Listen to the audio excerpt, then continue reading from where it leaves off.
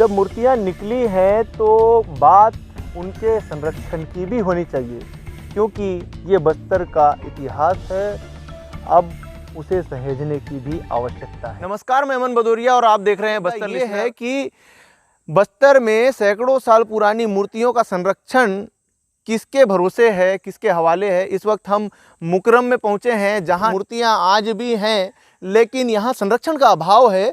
गणेश जी की मूर्ति हमें यहाँ पर मिली है और भी छोटी छोटी मूर्तियाँ हैं जो सीधे तरीके से उभर नहीं पाई हैं। गणेश जी की मूर्ति में भी कई जगह दरारें देखने को मिली है, साफ तौर पर देखने को मिला है। और वो यहाँ के आदिवासी सहेजे हुए हैं और प्राकृतिक तरीके से एक पेड़ के नीचे रखकर इसकी पूजा भी की जाती है। लेकिन संरक्षण का अभाव जरूर है यहाँ पर। ना यहाँ पर किसी तरह की घेराबंदी की गई है। ये खुले में मूर्ति होने की वजह से कहीं ना कहीं इस मूर्ति को नुकसान हो रहा है। और माना जा रहा है कि जिस तरह से पुरातत्व विभाग इस इलाके में आने से कतराता है, कई खुदाई के मसले सामने आते हैं कि इस इलाके में बड़ी संख्या में नागकाल की मूर्तियां हैं, लेकिन खुदाई का अभाव है। पुरातत्व विभाग यहां पर नहीं पहुंचता है, जिसकी वजह से इस पूरे मसले और इतिहास को करीब से नहीं जाना जा सकता है। इस वक्त हम कामाराम के अस्कट में ही एक दूसरे छोर पे हैं, जहां हमें नंदी बैल की मूर्ति ज़मीन में गड़ी हुई दिख रही है, जो काफ़ी हद तक टूटी हुई दिख रही है। इसके कई हिस्से बिखरे हुए हैं। इतना ही नहीं, और भी कई मूर्ति के हिस्से जिन्हें नहीं कहा जा सकता ये कौन सी मूर्ति है, वो भी है। इसके ठीक पीछे एक अवशेष देखने को मिल रहा है और दूसरी ओर हमें और भी कुछ अवशेष दिखने को मिले हैं। ये अवशेष भी किसी मूर्ति का ही बताया जा रहा है, लेकिन नहीं कहा जा सकता कि ये किस मूर्ति का टूटा हुआ हिस्सा है।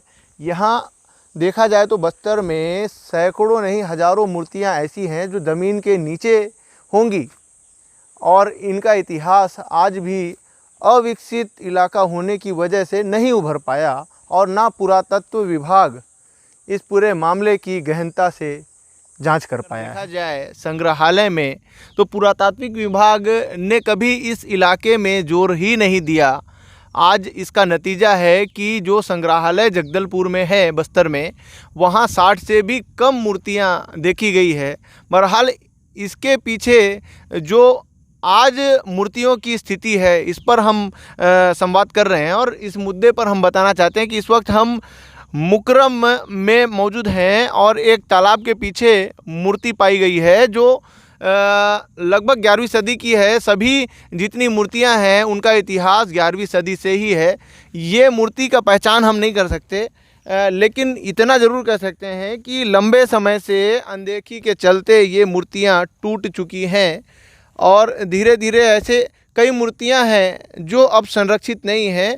लगातार देखा जाता है कि बस्तर में मूर्तियों की चोरी 2070 से लगातार इस मामले आ रहे हैं। इन इलाकों में कितनी मूर्तियां हैं ये संग्रहालय को भी नहीं मालूम है, ना पुरातात्विक विभाग को मालूम है, ना इन इलाकों में खुदाई होती है कि वास्तव में कितनी मूर्तियां हैं। 11वीं सदी में इस इलाके में शासन नागवंश का रहा था। इस समय से ही यहाँ पर ये जो शिल्पकला है, कलाकृति है, बस्तर लिसनर की टीम ने इस पूरे मामले पर शोध किया तो पाया कि ये जो पूरी मूर्तियाँ हैं वो नागकाल की है और नागकाल से यहाँ सैकड़ों मूर्तियां हैं जो आज भी नहीं दिखती हैं। जो मूर्तियां ग्रामीणों के हाथ लगी थी तो उन्होंने संरक्षित करते हुए उस मूर्ति की पूजा अर्चना शुरू की और पूर्वजों के समय से आज 3 से 4 से 8 पीढ़ी लगातार इन मूर्तियों की पूजा कर रही है, देख रेख कर रही है, लेकिन ये संरक्षित करने के लिए तो सक्षम नहीं है। इसी का नतीजा है कि आज जो मूर्तियाँ 700 साल पुरानी या 1000 साल पुरानी हैं वो धीरे धीरे टूटने लगी हैं, मूर्तियों में दरार आने लगी है। बहुत लंबे समय से बस्तर में मूर्तियों की चोरी का एक सिलसिला भी चल रहा है। गाहे बगाहे जिसकी सूचना हमें अखबारों के माध्यम से प्राप्त होती रहती है। ग्रामीणों ने पुरातत्व के विभाग से अधिक इतिहास का अपने मंदिरों, देवगुड़ियों, यहां तक कि पंचायत भवनों में संरक्षण किया है। उनकी सुध लेने वाला भी कोई नहीं है। आप जहां भी जानकारी लेने जाएं, 70 के दशक के एक प्रशासक का नाम भी जोर शोर से लिया जाता है, जिनके बारे में कहा जाता है कि उनके समय में ट्रकों में भर भर कर मूर्तियां बस्तर के स्थान स्थान से उठवाई गई। यह बात इतने अधिक बुजुर्ग ग्रामीण बताते हैं कि अविश्वास करने का कोई कारण नहीं रह जाता। लेकिन सोचता हूं कि ये मूर्तियां अगर उठवाई गई हैं तो कहां ले जाई गई होंगी।